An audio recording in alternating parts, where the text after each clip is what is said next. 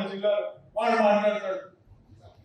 రేపు పొద్దున మేము అధికారంలోకి వస్తే పోలీస్ స్టేషన్ కూడా మేమే ఉంటాం, హాస్పిటల్లో మేమే ఉంటాం, ఎంఆర్ఓ ఆఫీసుల్లో మేమే ఉంటాం, చివరికి మీ ఇంటి ముందు కూడా మేమే ఉంటాం. అని ఎవరే మీ కంపుల్లో మీరు సావంగా నాయన, మీకు ఇల్లు లేదా?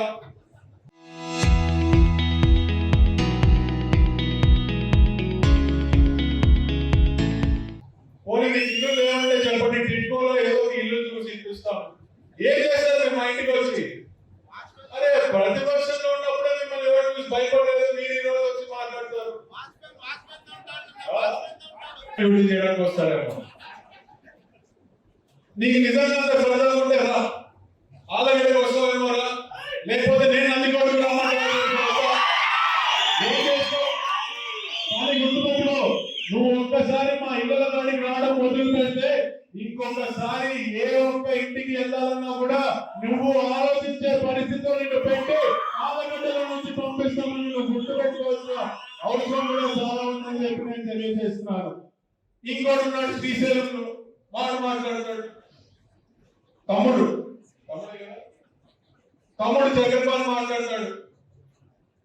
నాకేమన్నా అవుతే నా కొడుకు దిగుతాడు, నీకేమన్నా అవుతే ఎవరు దిగుతాడు అని చెప్పి అక్కడ స్థానికంగా ఉన్న ఎమ్మెల్యేలు అడుగుతాడు.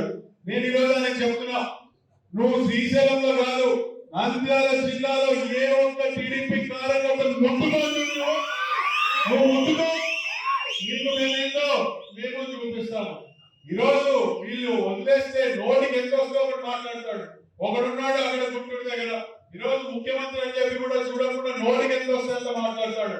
నేను వీళ్ళందరికీ ఒకటే హెచ్చరిక చేస్తున్నాను, మీకంటే బండ పూజలు నాకు వచ్చు, మీకంటే రెండింపు తెగింపు నాకుంది. ఎవడి రక్తం ఇక్కడ? అది గుర్తు పెట్టుకొని మీరు నోరు అదుపులో పెట్టుకొని రాజకీయాలు చేస్తే ఆ మర్యాద మీకు కూడా తగ్గుతుంది. మరి చివరిగా నేను ఒక మాట మాట్లాడతాను.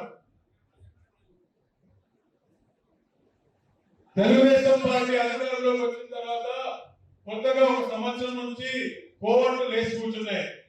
అంటే మన భాషలో గుంట నక్కలు లేచి కూర్చున్నాయి. ఈ గుంట నక్కలు ఏదో 4 ప్రోగ్రాంలు అటెండ్ అయ్యి ఏదో 2 మాటలు మాట్లాడితే ఈరోజు మాకేదో నష్టం అనుకుంటున్నారేమో. చీమ చిటుకుమంటే కొండకి ఏమన్నా నష్టమా? అరే మీకు ఒక ఓటు లేదు, మీకు ఒక దిక్కు లేదు, మీకు ఒక పార్టీలో ఒక పదవి లేదు. ఈరోజు మీరు కూడా మాట్లాడుతున్నారు. ఇంకో పక్కన వైసీపీ కార్యకర్తలకి, వైసీపీ నాయకులకి పక్కన కాన్స్టిట్యూన్సీ నుంచి ఈరోజు వర్కులు ఇస్తున్నారు. ఏ కార్యకర్తలు అయితే ఈరోజు మన మీద కేసులు పెట్టారో, అధికారంలో కోల్పోయిన తర్వాత మన ప్రతిపక్షంలో ఉన్నప్పుడు మా క్రషర్ మా తల్లి శోభా నాయకురెడ్డి గారు స్థాపించిన మా క్రషర్ కి మేము పోతే ఆ రోజు మా బావ మీద 307 కేసు పెట్టినాడు.